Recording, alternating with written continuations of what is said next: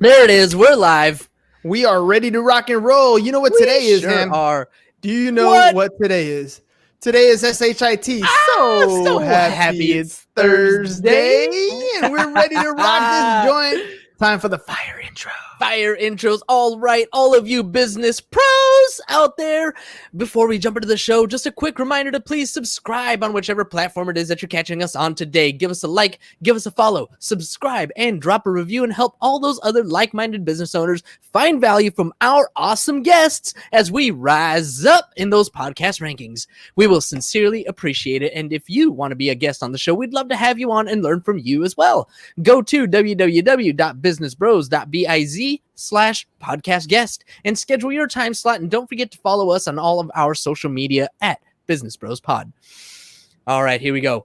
We're so excited, so honored to bring yet another incredible guest on the Business Bros Pod. Our guest today inspires people to love life. And what greater goal could there possibly be?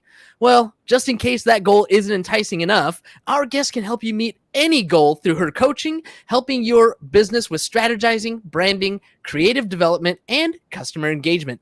Our guest has a proven track record for securing positive press coverage and managing exciting events with A-list artists. I always love to name drop: Black Eyed Peas, Linkin Park, Nine Inch Nails, Peter Gabriel, Sting, and many more.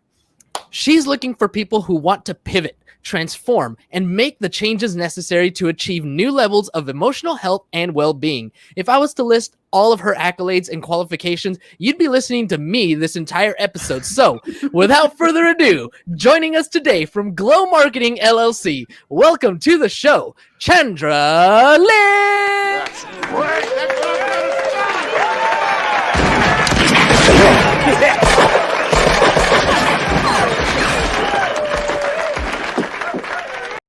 Shut up and sit down. The Business Bros Podcast was created for you. Learn from the business professionals who come to share their stories. Find out what's working in business and social media, what's hot and what's not, straight from the mouths of successful entrepreneurs out there doing the real work. And now, welcome to another episode of Business Bros. Yeah. And we are ready to have a lot of fun today. Yeah, Chandra, I am so impressed with your resume. I don't even know where you can even start, but can you tell me how you even got into this space? For sure. Yeah. Well, let's see. I'm in two spaces, actually. I'm in music industry, and music technology. I worked for Avid, which produces Pro Tools. I'm not sure if you guys use Pro Tools in the editing of this show, but if you don't, a lot of people do for making music and film. So I handled artist relations there. And then I actually had a baby. And so I decided that I was going to go and do consulting. So that's what I've been doing. I've been working for a lot of amazing companies. You've been consulting babies? And that might be a special niche. I should look into that. I have a little bit of wisdom. Mine's now 14, so not a baby so much anymore. But yeah. Man, they grow up fast, huh? Gosh, so fast. And then I'm also in the personal growth and development space. I went back to my roots, which my grandparents were psychologists, so I'm kind of surprised I didn't go that way to begin with. But I did circle back to it, and I got a certificate in life and career coaching. And so I've been doing that, and I built my own online course to help people with that too. So kind of doing coaching and consulting both. I'm going to ask the question that, of course, everybody has when James read your resume. You work with some celebrities, so you got to have some great stories about working with celebrities. And, everybody looks to them as larger than life individuals. But, we all know deep down that there's human as the rest of us. What's it been like working with that kind of clientele?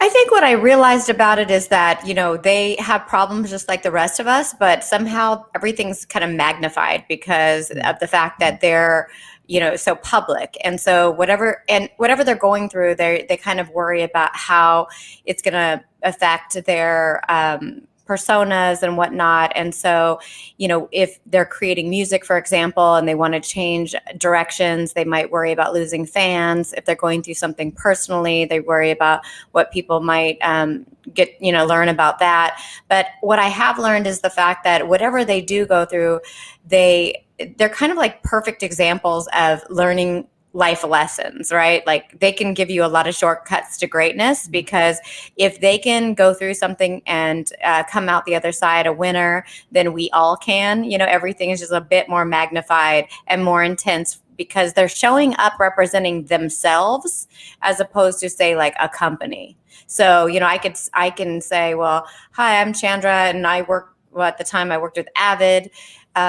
And I'd be able to go to bed at night and not worry so much about what people thought. But, if I was, hi, I'm Chandra and I work for Chandra, it's different. And that's kind of what they do, as celebrities work and represent themselves. And it's very personal for that reason.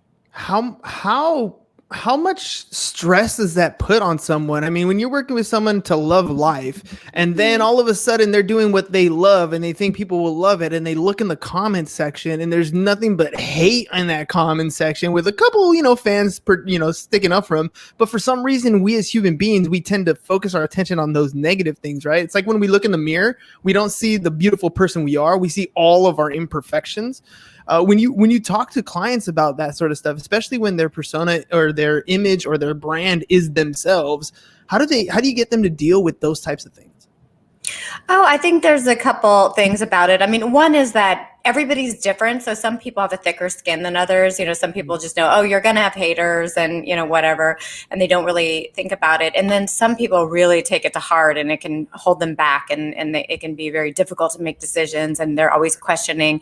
So what I usually tell them is, it really has so much to do with finding your own internal sovereignty, your self-sourcing authority, not looking just at the outside world for approval, but finding it from within. And then that's, where they focus on self-worth and, building up that esteem from inside out.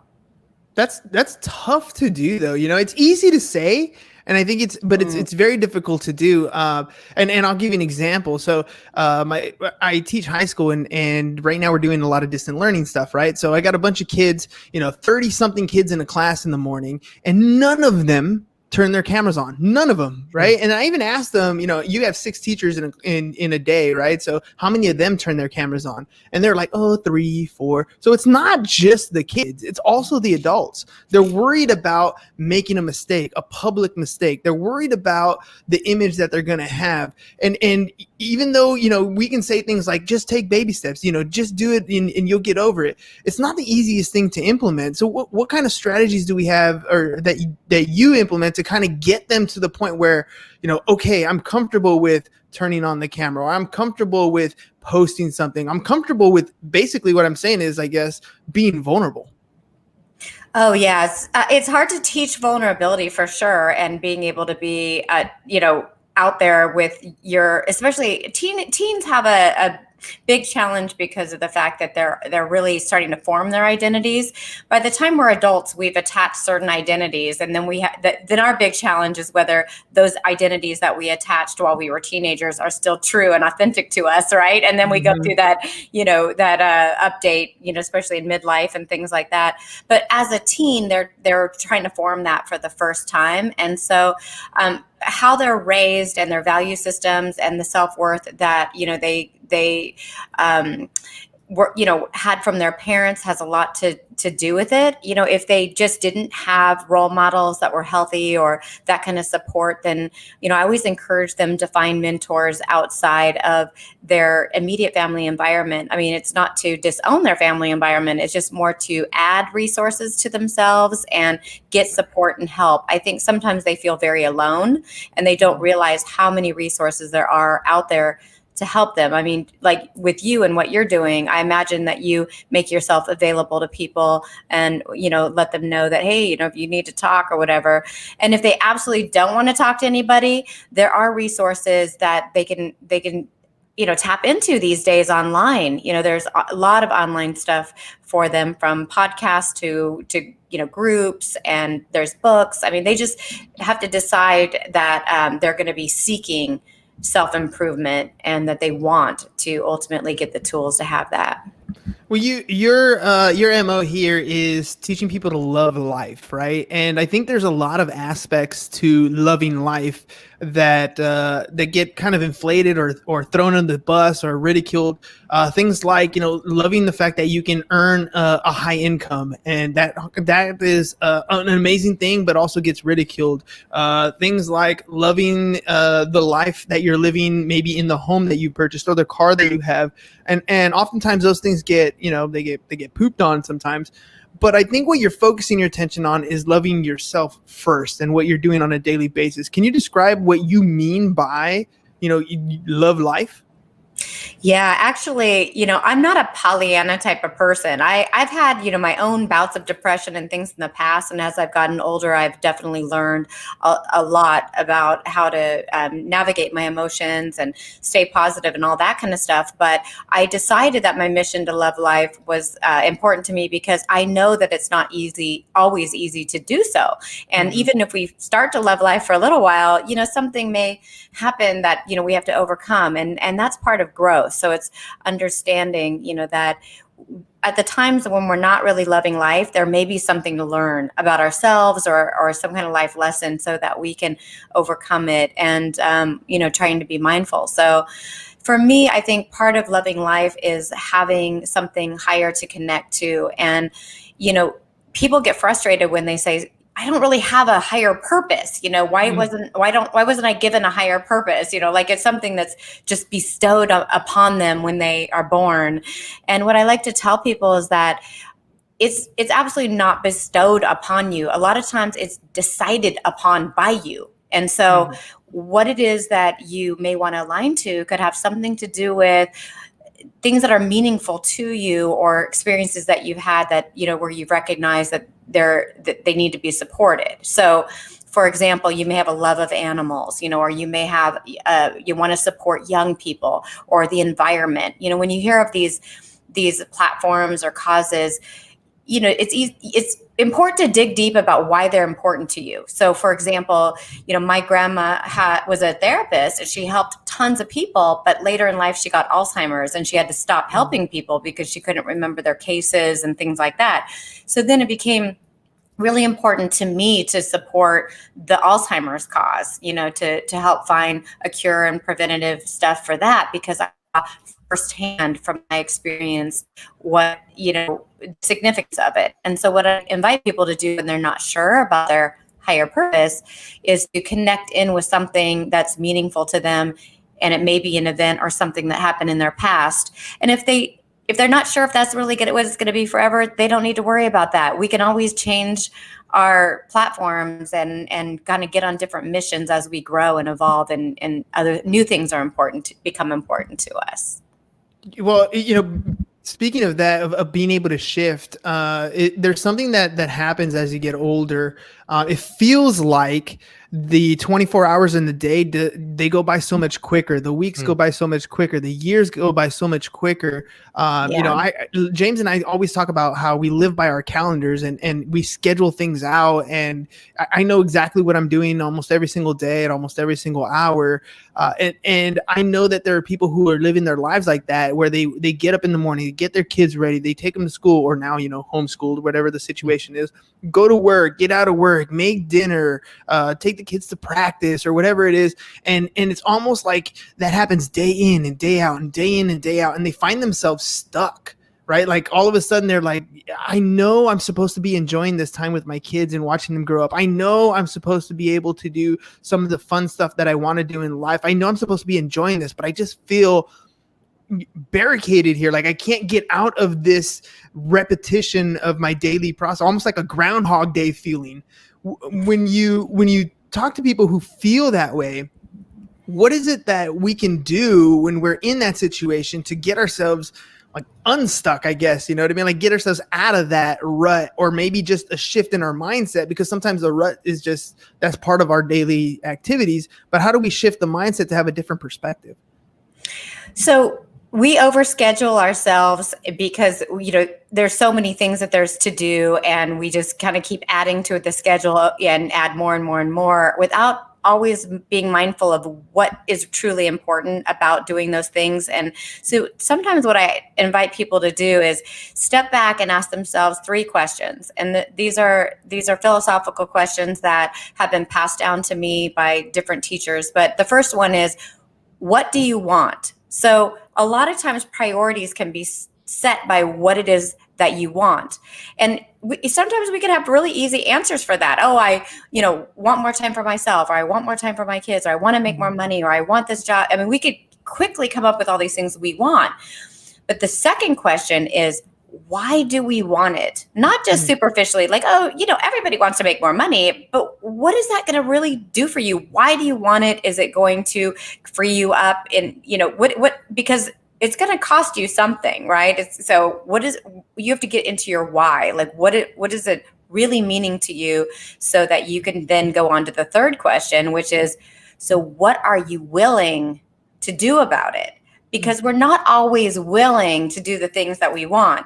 And one thing that we might have to be ready to do is let go or release some of these things that are busying us up from and distracting us from what we truly want, which is what we do with all this overscheduling. So when we have a laser focus on what we want and why we want it, and we're going deep on that why, I'm not just talking about superficial stuff, then we could put together that action plan and make a true commitment to ourselves for what it's going to take to get there. It may mean letting go of certain identities. It might be like, oh, I've got to go. I let go of this cushy job because it's really not serving me, soulfully, and go back to school. Are you willing to go back to school? Like, you got to ask yourself about your willingness to do what it takes to meet those goals. And then you'll be more laser focused on how to set your schedule. That's a good progression right there, because you're absolutely true. Once you start digging in the why, it starts getting a little deeper. But when you start really thinking about what you're willing to do, that's a little tough. And you can use that for a lot of different things. I mean, I know health, for example, right? Like, oh, I want to lose, 20 pounds or whatever it is, right? That's great. That's what you want to do. Why do you want to do it? Oh, because I want to feel better. Well, there's probably more reasons to that, right? When you start getting deeper and you start like, well, I had my grandparents that lost their leg because of diabetes, and they were taken early, or they had a heart attack, or whatever the situation is, and you don't want that to happen to you, and you don't want to grow up, you don't want your kids to grow up without a parent, that sort of stuff. That starts digging into the why.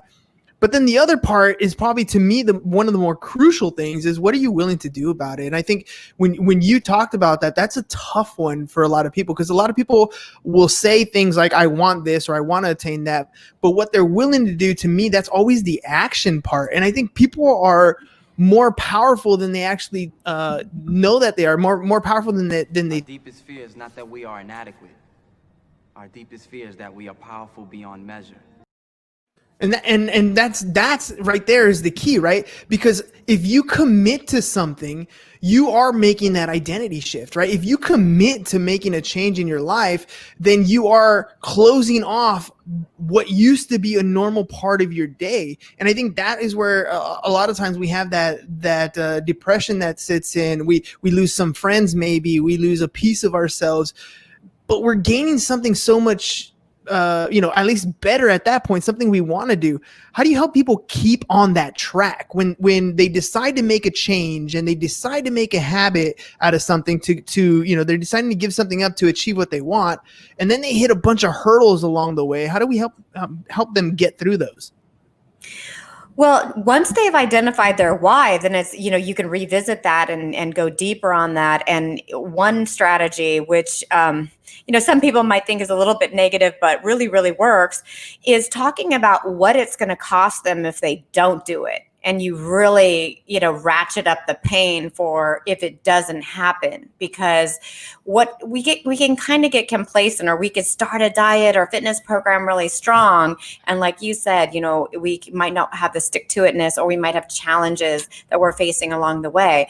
The good news is that there's tons of resources for most, common goals that people want to achieve. So for example, with health and fitness, I might be a coach that helps them identify what they want and, why they want and what they're willing to do about it. But then it may be really important for them at that point to call in another resource like a personal trainer or, somebody that can help them with their nutrition program. There's a certain amount that I can do, but it's my responsibility as a coach to know when they need referrals to other people. It could be other specialists.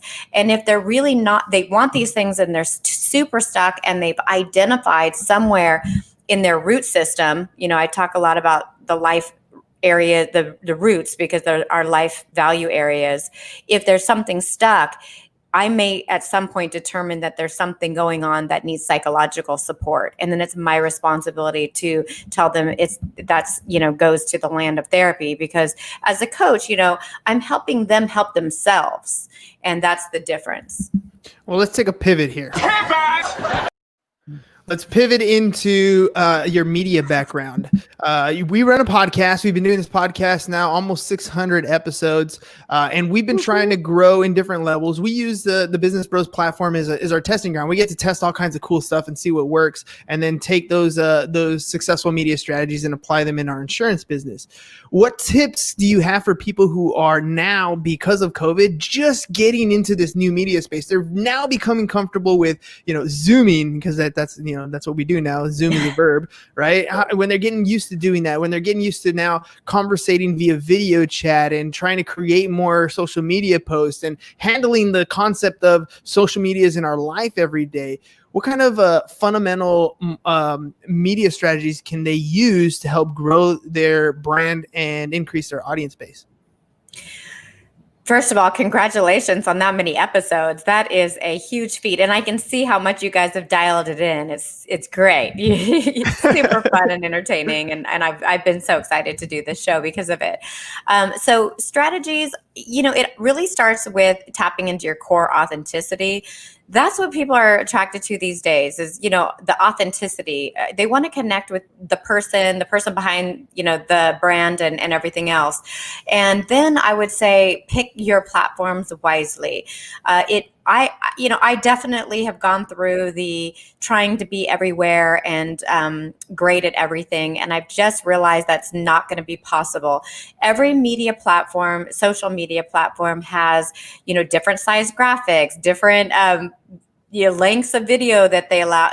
There's so many things to know. And so what I recommend to people is, to see what they're naturally drawn to. Like, some people will go, yeah, I'm really a Facebooker, but I can't handle, I just don't think in 120 characters on Twitter. So you have to think in terms of that. Or do you have really great visuals for your company? Then you may want to find your audience on Instagram. So first, it's not that you just have to pick one. It's just to be mindful that there's so many choices out there.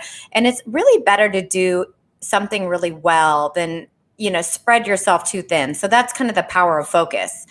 And so when you find your platform and you're super authentic on it, then you can focus on the quality of your content and are you focusing on what the person is going to, how they're going to benefit from you, or are you just selling your services? A lot of times people just talk about themselves, what they do, and it's not about the benefits of working with them, how it's going to help those, the audience.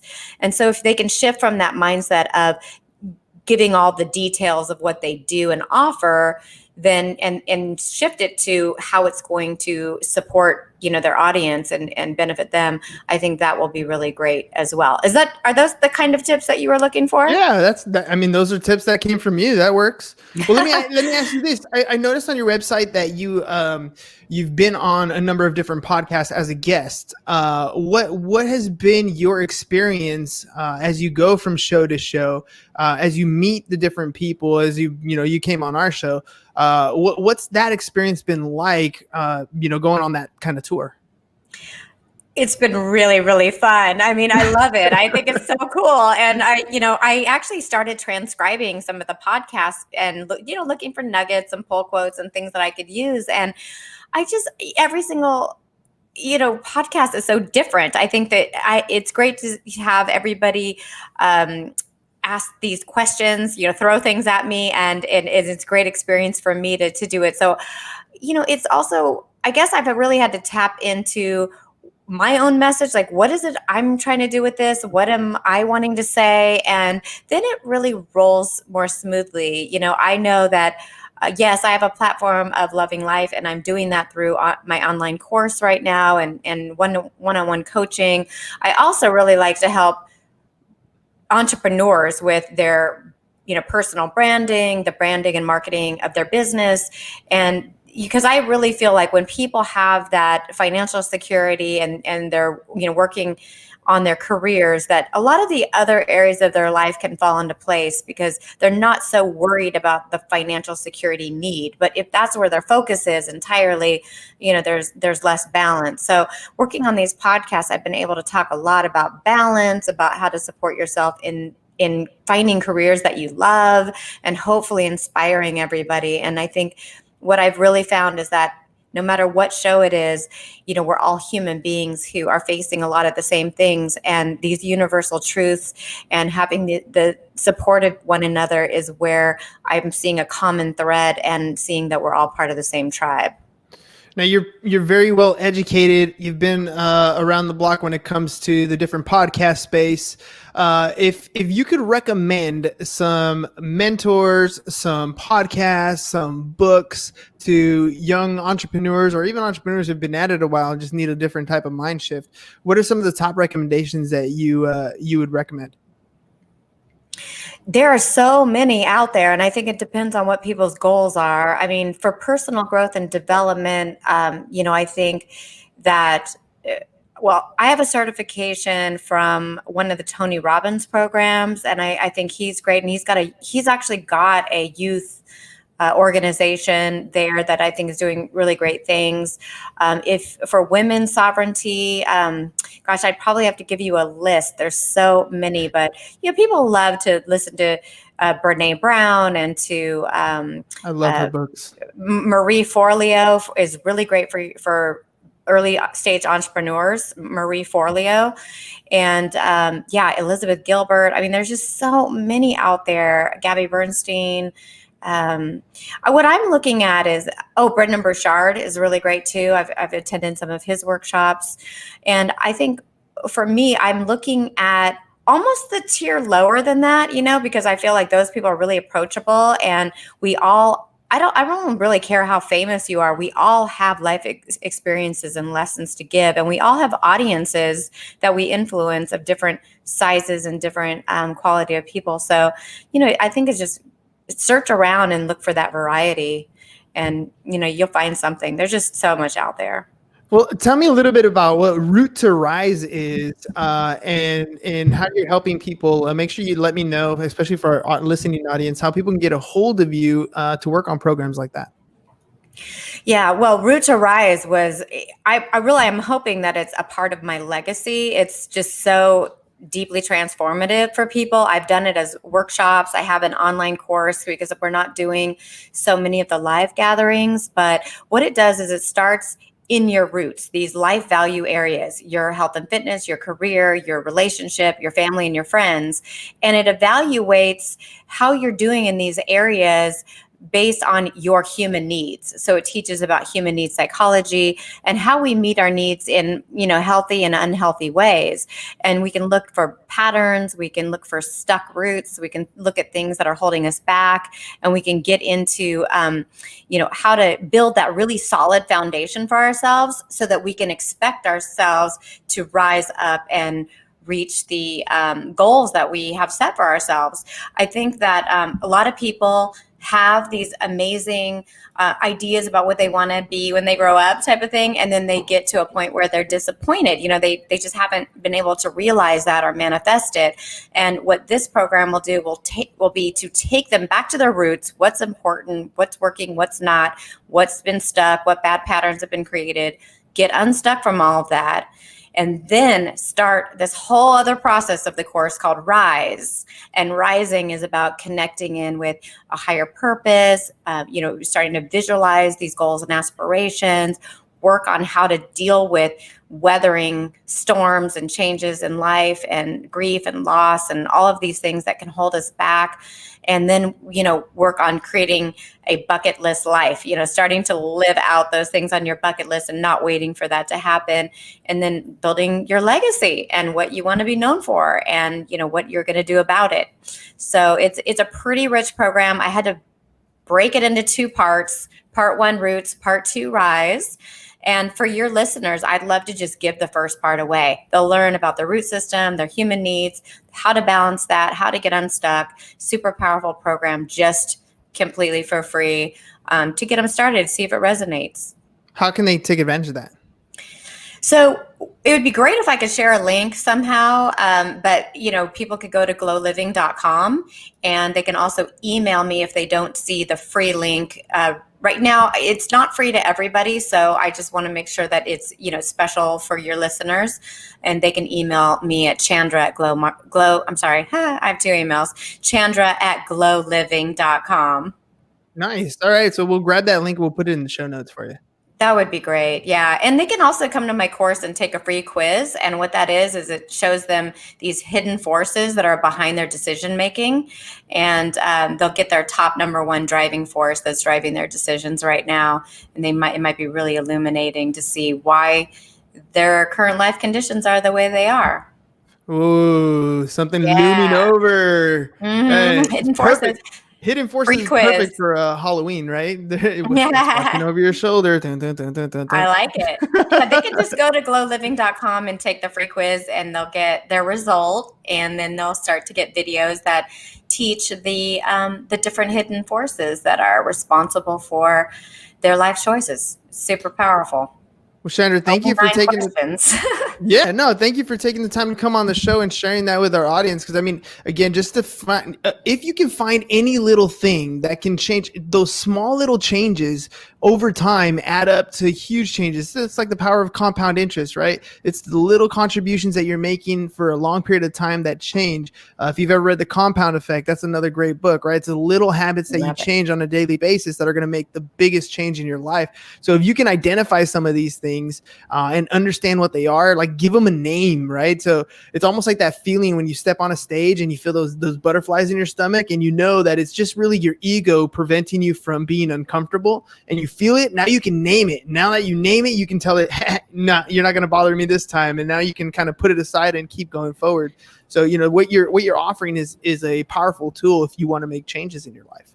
So thank you very much for sharing that. You are most welcome. I am a big believer in starting with personal growth, and it all comes from within. We can, take all of these life lessons and apply them to every root area. And I think that's what ultimately will make us successful in our careers and our relationships with other people. And I love that cat right there. Yeah, my wife doesn't let me have a cat. She wants a dog, but I am a cat person. I love the cats because cats actually love you. I mean, dogs love you like all the time too. But cats, but cats, when a cat loves you and doesn't love anybody else, there's something unique about that feeling. They bond to their owners big time. Yes, they do. Yes, they do. And nothing against Katie. I know Katie's back there. Katie. Don't listen to them. All right. Well, Chandra, thank you very much again for coming on the show and sharing, taking 30 minutes out of your day to spend with us and our audience. Really appreciate it. So grateful to be here. Thank you so much. Ladies and gents, just a quick reminder, of course, make sure you guys follow us, rate, subscribe, follow, give us a like at Business Bros Pod is on all our social media pages. And if you want to be a guest on the show, look, we're booked out 8 weeks in advance, but if you hop on the last minute guest list, businessbros.biz/last minute, you may get an email from me. It might be an hour, maybe a day, maybe a week ahead of time, but you'll be able to jump the line 8 weeks in advance and come on the show, share with us what it is that you're doing, what it is that you're up to, and how you can help other people increase their ability to be successful in the entrepreneurial space. So check that out, businessbros.biz/last minute. And of course, enjoy the rest of your SHIT. So happy it's Thursday. We'll talk to you guys again soon. Peace. And bye-bye. Thank you for listening to the Business Bros Podcast. Are you looking to get more clients or to increase your income? Hernan, the business bro, can help you generate referrals through the power of podcasting. And James, the insurance bro with Pipeline Insurance, can help you effectively add insurance to your existing business. If you are ready to create wealth today and generational wealth for tomorrow, email businessbros@csfirst.com to schedule a free consultation or join the Business Bros Network, www.businessbros.biz.